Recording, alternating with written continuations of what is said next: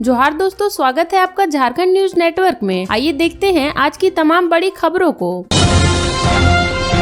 चंपई सोरेन सरकार में कैबिनेट विस्तार का खाका तैयार। कांग्रेस से इरफान तो झामुमो से इस विधायक का नाम तय। झामुमो और कांग्रेस में कैबिनेट विस्तार का खाका लगभग तैयार हो गया है। इस बार कैबिनेट में पूरा 12 मंत्रियों का बर्थ भरा जाएगा। टेंडर घोटाले में आलमगीर आलम के जेल जाने के बाद अल्पसंख्यक कोटे से जामताड़ा विधायक डॉक्टर इरफान अंसारी का मंत्री बनना तय है। झामुमो ने भी कैबिनेट में खाली अपने कोटे के लिए मंत्री पद के लिए वैद्यनाथ राम का नाम तय किया है। 28 जून की शाम को शपथ ग्रहण समारोह की तैयारी है। इस बीच चर्चा है कि कांग्रेस अपने 2 मंत्रियों को बदल सकती है। कृषि मंत्री बादल पत्रलेख के परफॉर्मेंस से कांग्रेस नेतृत्व नाराज बताया जा रहा है। बादल का पत्ता कटा तो महगामा विधायक दीपिका पांडे सिंह को मंत्रिमंडल में जगह मिल सकती है। कांग्रेस कोटे से एक और मंत्री हटे तो 4 मंत्री पद पर शपथ लेंगे। मुख्यमंत्री चंपई सोरेन ने कांग्रेस नेतृत्व से जल्द ही अपनी निर्णय बताने को कहा है। उधर बुधवार देर शाम कांग्रेस के प्रदेश प्रभारी गुलाम अहमद मीर व प्रदेश अध्यक्ष राजेश ठाकुर ने राष्ट्रीय महासचिव केसी वेणुगोपाल से कैबिनेट विस्तार और विधायक दल के नेता के नाम पर चर्चा की। इसके अलावा राज्य के वर्तमान राजनीतिक हालात, कैबिनेट विस्तार और समीकरण पर चर्चा हुई। कांग्रेस गुरुवार को मुख्यमंत्री श्री सोरेन को अपने नए मंत्रियों की सूची सौंप सकती है। जेल में बंद आलमगीर आलम ने विधायक दल के नेता पद से इस्तीफा दे दिया था। डॉक्टर रामेश्वर उरांव पार्टी के सबसे वरिष्ठ विधायक हैं। ऐसे में उन्हें विधायक दल का नेता बनाया जा सकता है। आलाकमान ने श्री उरांव के नाम पर मुहर लगाई तो उन्हें भी मंत्री पद से जवाबदेही से मुक्त करने का फैसला किया जा सकता है। हालांकि फिलहाल सदन में उपनेता प्रदीप यादव को कार्यवाहक विधायक दल का नेता बनाया गया है। झामुमो वैद्यनाथ राम को कैबिनेट में शामिल कर जातीय समीकरण साधना चाहता है। इंडिया गठबंधन लोकसभा चुनाव में मिले समर्थन के बाद दलित वोटरों को गोलबंद करना चाहता है। इसी रणनीति के तहत वैद्यनाथ राम को मौका दिया जा रहा है। वहीं गांडे विधायक कल्पना सोरेन संगठन में जवाबदेही निभाना चाहती है। आने वाले विधानसभा चुनाव में उनकी भूमिका पार्टी स्टार प्रचारक और संगठन में होगी। झारखंड के पश्चिमी सिंहभूम में एनआईए का छापा, टेरर फंडिंग के मामले में हो रही है कार्रवाई। झारखंड के पश्चिमी सिंहभूम जिले में एनआईए की टीम ने टेरर फंडिंग मामले में बड़ी कार्रवाई की है। राष्ट्रीय सुरक्षा जांच एजेंसी यानी कि एनआईए गुरुवार को मोहनपुर पहुंची और जोगेंद्र भट्टा में छापेमारी कर रही है। बताया जा रहा है कि जांच एजेंसी भाकपा माओवादियों नक्सलियों संगठन से जुटे फंडिंग व पूर्व विधायक गुरुचरण नायक पर हुए नक्सली हमला को लेकर जाँच के लिए पहुँची है। हालांकि पुलिस पदाधिकारियों ने इस संबंध में कुछ भी आधिकारिक पुष्टि नहीं की है। बता दें कि बीते कई दिनों से एनआईए की टीम झारखंड में बेहद एक्टिव है और टेरर फंडिंग समेत कई मामलों की जांच कर रही है। कुछ दिन पहले भी राष्ट्रीय जांच एजेंसी की टीम ने पश्चिमी सिंहभूम में कई ठिकानों पर छापा मारा था। इस दौरान कई नक्सली गिरफ्तार हुए थे। उनके ठिकानों से जरूरी दस्तावेज और उपकरण बरामद हुए थे। भाजपा के पूर्व विधायक गुरुचरण नायक पर कुछ साल पहले नक्सलियों ने हमला कर दिया था। ये हमला उस वक्त हुआ था जब वे पश्चिमी सिंहभूम जिले के एक समारोह में शिरकत पहुंचे थे। उस वक्त उन्होंने किसी तरह अपनी जान बचाई थी, लेकिन नक्सलियों ने उनके 2 अंगरक्षकों की हत्या कर दी थी, जबकि एक ने घायल अवस्था में भागकर अपनी जान बचाई थी। इस मामले में एनआईए की टीम लगातार छानबीन कर रही है। पूर्व विधायक गुरुचरण नायक पर हुए हमले के मामले में एनआईए ने मिसिर बेसरा समेत कई नक्सलियों पर प्राथमिकी दर्ज कर चुकी है। इस मामले की जांच में एनआईए ने पाया था कि उन पर हमले की योजना सुनियोजित थी। जांच के बाद राष्ट्रीय जांच एजेंसी ने 3 आरोपियों को लेकर पूछताछ भी की थी। रांची समेत इन जिलों में 29 को भारी बारिश के आसार। जाने आज कैसा रहेगा मौसम। झारखंड में लोगों को गर्मी से राहत तो मिल चुकी है, लेकिन अभी भी रांची समेत कई जिलों में मानसून का प्रवेश होना बाकी है। इन जिलों के लोग मानसून का बेसब्री से इंतजार कर रहे हैं। खासकर राज्य के किसान इस साल अच्छी बारिश होने की कामना कर रहे हैं। बुधवार को लोहरदगा, सिमडेगा, गुमला समेत कई जिलों में अच्छी बारिश हुई। हालांकि रांची के विभिन्न इलाकों में बारिश देखने को नहीं मिली। यहाँ लोगों को उमस भरी गर्मी सता रही है। मौसम विभाग की माने तो आज भी राज्य के विभिन्न इलाकों में हल्के से मध्यम दर्जे की वर्षा हो सकती है। 28 जून को गुमला, लोहरदगा, लातेहार, पलामू, चतरा, गढ़वा में भारी बारिश की संभावना जताई गई है, जबकि 29 जून को रांची, कोडरमा, रामगढ़, हजारीबाग, लोहरदगा, लातेहार, चतरा, पलामू, गढ़वा में भारी बारिश की संभावना जताई गई है। मौसम विभाग 1 जून से मानसून और प्री मानसून बारिश की गणना शुरू कर देता है। इसलिए लिहाज से 26 जून को झारखंड में 150 मिमी बारिश होनी चाहिए थी, जबकि अब तक केवल 50 मिमी बारिश ही दर्ज की गई है, जो कि कुछ ही जिलों में हुई है। राज्य के ज्यादातर जिलों में सामान्य से 50 से 92% तक कम बारिश दर्ज की गई है। सबसे खराब स्थिति पलामू प्रखंड की है। कोल्हान और संथाल के कुछ जिलों में ही बारिश हुई है। इधर आशंका जताई जा रही है कि कम बारिश के कारण इस वर्ष भी खरीफ की खेती समय पर नहीं हो पाएगी। मौसम केंद्र के प्रभारी अभिषेक आनंद ने कहा कि मानसून अभी कमजोर है। 3-4 दिनों में दक्षिण पश्चिमी मानसून के आगे बढ़ने की उम्मीद है।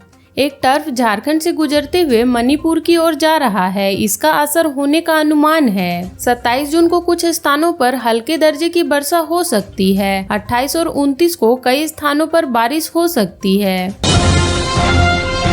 बोकारो में एक व्यक्ति का शव बरामद, लोगों ने जताई हत्या की आशंका। बोकारो में गुरुवार को एक व्यक्ति का शव बरामद हुआ है। शव सेक्टर 2 में स्थित इस्पात विद्यालय में मैदान में मिला है, जिससे आसपास के इलाके में सनसनी फैल गई है। लोगों ने पत्थर से कुचलकर हत्या की आशंका जताई है। उसके सिर पर चोट के गहरे निशान पाए गए हैं। फिलहाल शव की पहचान नहीं हो सकी है, लेकिन पुलिस घटनास्थल पर पहुंचकर मामले की जांच पड़ताल में जुट गई है। बताया जाता है कि सुबह सुबह कुछ लोग टहलने के लिए गए तो इस्पात विद्यालय के फील्ड में एक व्यक्ति मृत पड़ा दिखा, जिसके बाद लोगों ने फोन कर इसकी जानकारी पुलिस को दी। पुलिस को जांच के दौरान एक पत्थर के अलावा कुछ नहीं मिला। इसके बाद उन्होंने आसपास के लोगों से जानकारी जुटाकर मृत व्यक्ति की शिनाख्त करने की कोशिश की, लेकिन सबने पहचानने से इनकार कर दिया। बोकारो पुलिस का कहना है कि इस्पात विद्यालय के फील्ड में एक व्यक्ति का शव हमने बरामद किया है। मामले की जाँच के लिए हमने आसपास के CCTV फुटेज को खंगाला है। शव को देखकर ऐसा लगता है कि किसी ने उसके सिर पर वार कर हत्या कर दी है। पलामू में उग्रवादियों ने किया हमला, सड़क निर्माण में लगे 3 वाहन फूके। पलामू में उग्रवादियों ने एक बार फिर दहशत फैलाने का काम किया है। हुसैनाबाद अनुमंडल में हैदरनगर थाना क्षेत्र में बुधवार को 3 वाहनों को फूंक डाला। इसमें एक JCB और 2 ट्रैक्टर हैं। जानकारी के अनुसार ये सभी वाहन सड़िया से डांडिया तक हो रहे सड़क निर्माण कार्य में लगे थे। घटना की सूचना पुलिस को दी गई है। वे इस मामले की जाँच पड़ताल में जुट गई है। बताया जाता है कि विधायक कमलेश कुमार सिंह के भाई विनय कुमार सिंह उर्फ बीनू ने सड़क निर्माण का कार्य का जिम्मा लिया है। पथ का निर्माण हैदरनगर के सड़िया से डंडिया के बीच हो रहा है। बुधवार को जब निर्माण कार्य खत्म हुआ तो सभी गाड़ियों को सड़िया गांव स्थित आंगनबाड़ी केंद्र परिसर में खड़ी कर दी गई। प्रत्यक्षदर्शियों की माने तो 12 से 15 की संख्या में नक्सलियों का दस्ता घटनास्थल पर पहुंचा और एक JCB और 2 ट्रैक्टर को आग के हवाले कर दिया। पलामू SDPO मुकेश कुमार महतो ने कहा कि पुलिस मामले की छानबीन में जुटी है। घटनास्थल पर किसी भी संगठन का कोई पर्चा या पोस्टर नहीं मिला है, न ही किसी संगठन ने इस घटना की जिम्मेवारी ली है। जांच के बाद ही स्पष्ट हो पाएगा कि घटना में किसी नक्सली संगठन का हाथ है या किसी अपराधियों का है। पूर्व CM हेमंत सोरेन समेत कई आरोपियों की न्यायिक हिरासत बढ़ी, अब इस दिन होगी सुनवाई।